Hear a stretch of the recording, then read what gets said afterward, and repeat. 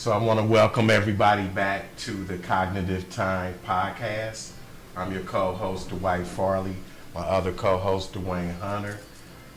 We are here today to interview candidates for Woodlawn Village Council, Woodlawn Mayor, and the Princeton School District Board of Education.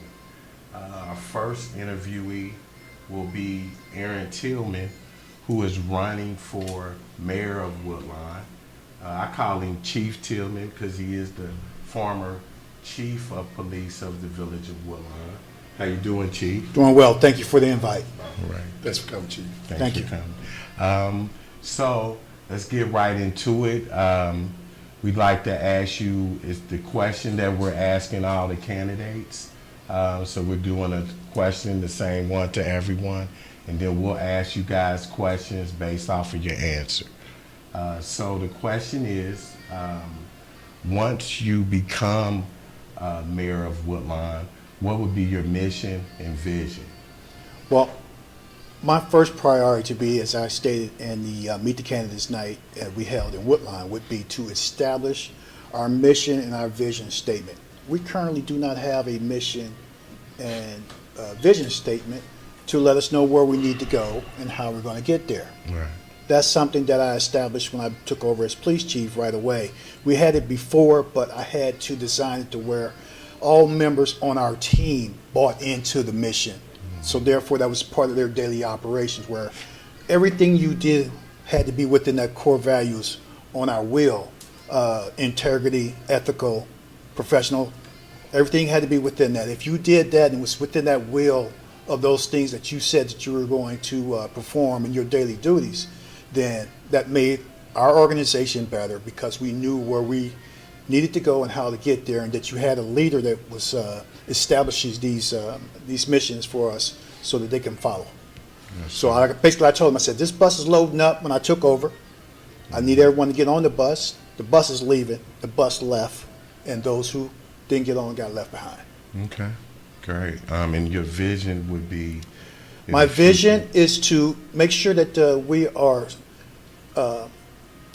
growing the village. The village has to grow for sustainability. Mm-hmm. If we do not grow the village, we're going to be one of those communities that just kind of fade away. Now, I've been around other communities. I've gone, based due to my job, I've gone and visit other communities of our size. Right. And I just can't believe how some of the other communities have taken off with their leadership and what they've gone through as far as their growth in their community. It's been tremendous. Right. Why can't that be us? Exactly. And I want that to be us, but I do know in order for that to happen, it's got to happen from the top down. The leadership has to believe in that, and then he's got to sell that to the rest of the members, the actual council members who make the decisions, who make the everyday decisions, stuff they vote on for legislation.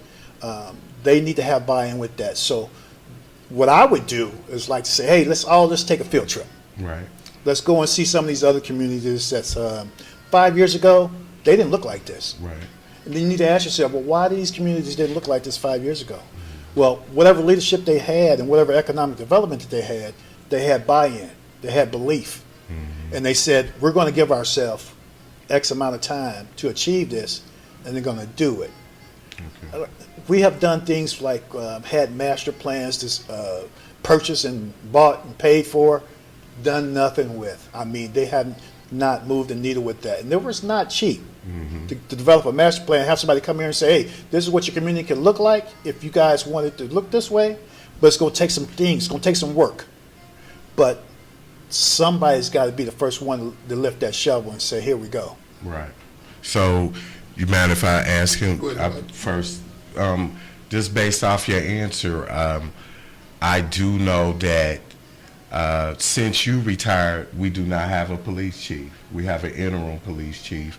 And also, the village of Woodlawn doesn't have a city manager, village manager. When you speak of leadership, that all goes in hand. The mayor, village manager, council, and department heads, which is police chief is the head of the police department. I definitely would like to know your answer on how you will fill those positions and what type of person you will fill those positions with. I personally, would love, because the village of Woodline is near and dear to me. I would love the manager to be a dynamic person, a person that we could get behind to build onto the future, and the police chief also. I think that is a very integral part of our community. And Okay. Well, with regards, I'll start with the police chief. With regards to the appointing the police chief, we did have a process, and in that process, it didn't yield what we were looking for, what the village was looking for. The manager was given the outgoing manager was given some expectations or guidelines as to what works for our community. right, And the individuals that were brought up for that, they didn't feel was a good fit. So prior to my leaving, I appointed a member of my team that was one of my supervisors up to take the assistant chief's role, and he was in that role up until my time leaving. right, So that means he wasn't quite ready at that time, and I was asked that, was he ready? Problem with that is we got to work on our succession planning. I've been telling the village that they need to have a succession planning.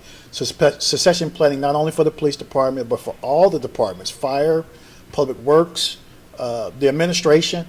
All those departments need to know that in the event that someone decides they want to move on, or it's time to go, that they know who is going to be the next person stepping up. So succession planning for the mayor, and to give to council, and to have that work with the manager is just paramount. It has to be.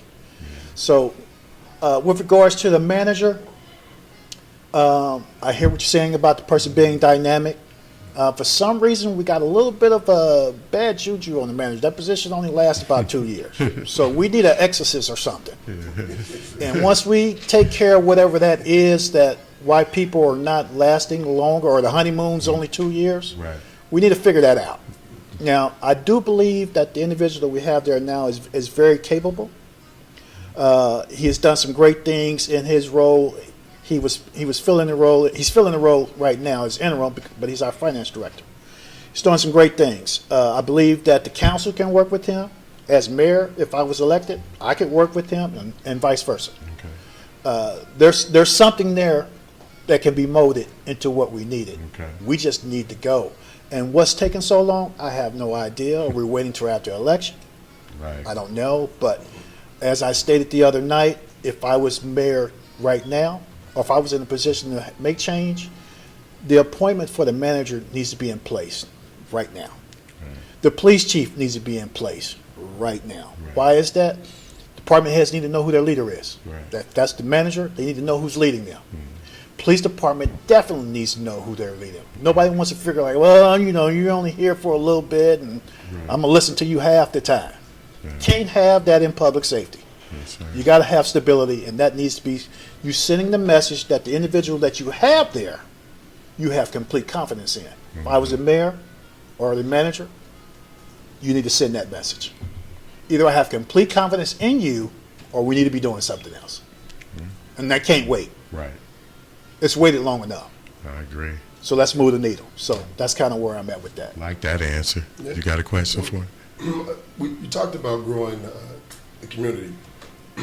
How would you do that in terms of if a business wanted to come to Woodline, why would they come to Woodline? And how would the administration incentivize them to do business in Woodline? Great question. I like that already. And I'm going to answer it like this. We need to show that we're open for business.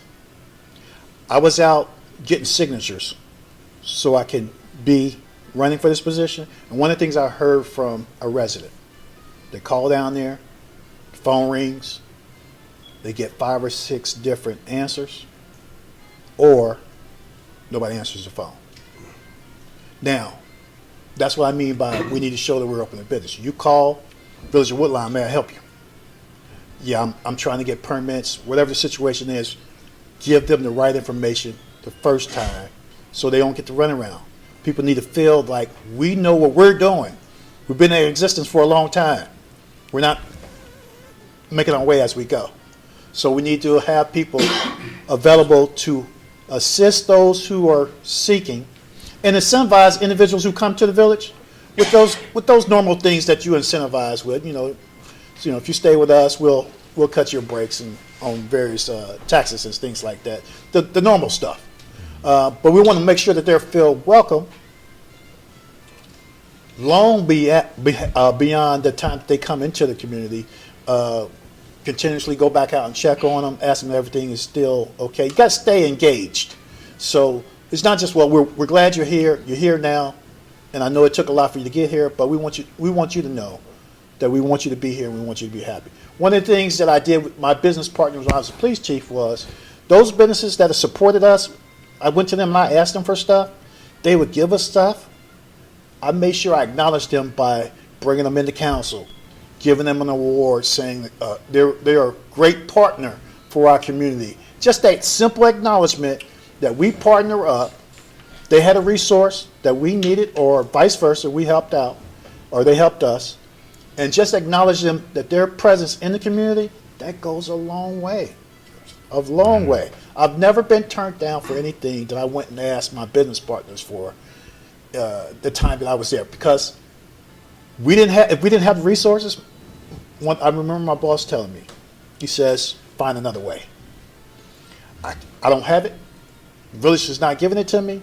Find another way. My other way was reached out to our people in the business and said, hey, we're trying to do this. Would you be willing to partner with us? Absolutely. What took you guys so long to ask us?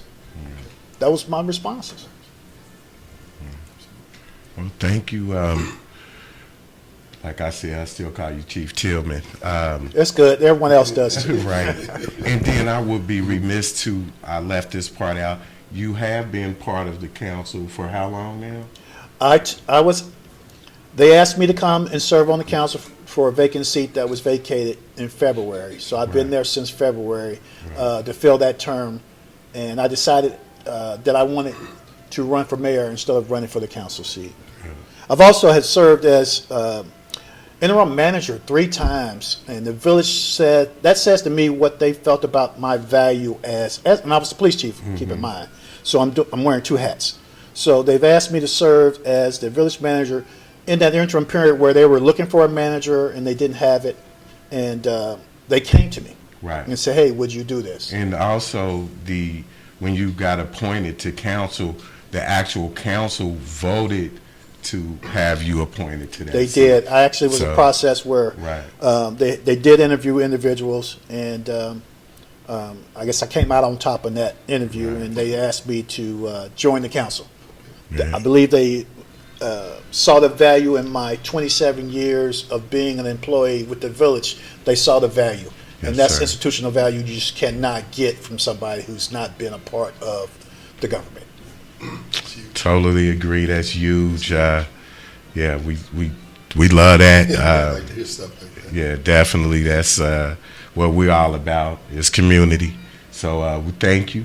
Thank you for the interview. Thank you for your answers, and Appreciate your time. Appreciate your time. I appreciate being here. Thank you. Thank you. Good luck on the election. All right. Thank you. The Cognitive Time podcast is brought to you by the 50 Fitness Club. The 50 Fitness Club is a health club that is for cardio awareness and diabetes awareness. Again, we're looking to link the body, mind, and spirit together to make sure we can find different strategies to help improve our health. So again, exercise, health awareness is where we're going.